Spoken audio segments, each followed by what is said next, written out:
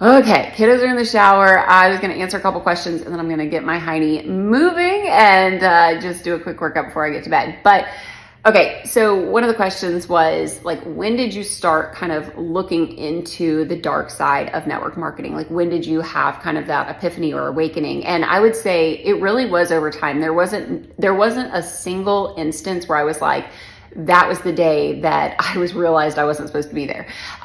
It really was over time. And, initially when I first came into this, I always say I was like a prime candidate to try to groom into this type of model because I was a newly postpartum mom in a new town. My husband was a military contractor, so we had moved 11 times in 10 years. I had no family, no friends, and for the first time since I was 14 years old, I was going to be without a job. So I had left my job in school administration that I'd worked so incredibly hard for and was in this new world. And again, staying home for the first time with children and experiencing postpartum depression. And it was the loneliest I'd ever been. It was for sure like this moment in time where I was just like being swallowed up by motherhood. And again, like the woman who brought me into this, I will say, like, she is one of the sweetest girls. Like, she's so sweet.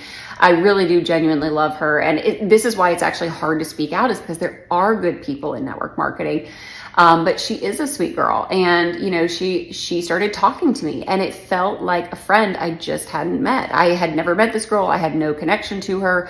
Aside from like, we had a mutual friend, but like, again, like I didn't know her from anyone else, but we began discussing, just life and kids and motherhood. And again, this is kind of where people don't realize that, like, yes, these people in MLMs have products that they sell, but the product is you, right? Like that is always going to be their goal. Is they don't want you to buy their, overpriced supplements or their overpriced shampoo and conditioner. Like, they want you to be recruited into the business, because the more that you work, the less they have to work and the more money they make. And again, like, this is kind of that untold side of network marketing that unless you are in it, you just truly don't understand it. Every single relationship is transactional. It is not just talking to you in DMs because they like you. I'm telling you, the goal is to recruit you.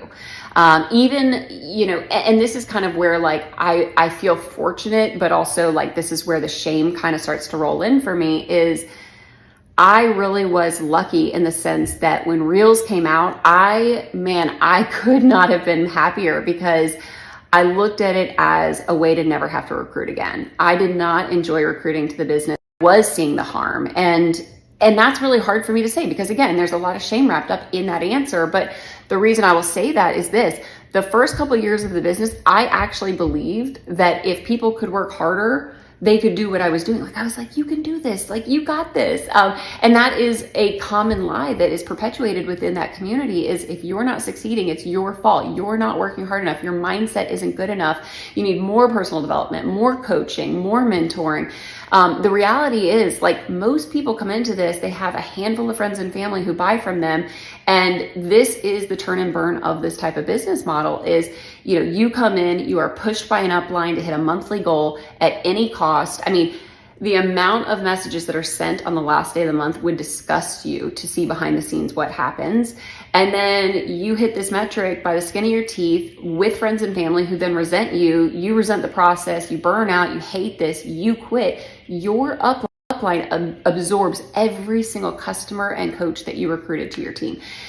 And this is the reality of how these successful leaders in network marketing are making so much money. Is there is this transfer of wealth that continues to happen as people quit and burn out because they've been pushed to the brink of insanity trying to hit metrics that are challenging for the average person to hit. And all of a sudden, when you quit, your upline absorbs all those people. And again, this cycle keeps happening until compound kicks in, and all of a sudden this leader is developed and this success story is perpetuated, this rags to riches. Like, I came in, I was a normal mom and I just wanted to stand with my kids. And, I started sharing this opportunity, and here I am today making $1 million a year. And it's like, no, they aren't any smarter than you. They aren't working harder than you. I know they're not working harder than you. That is the lie that is continuously, again,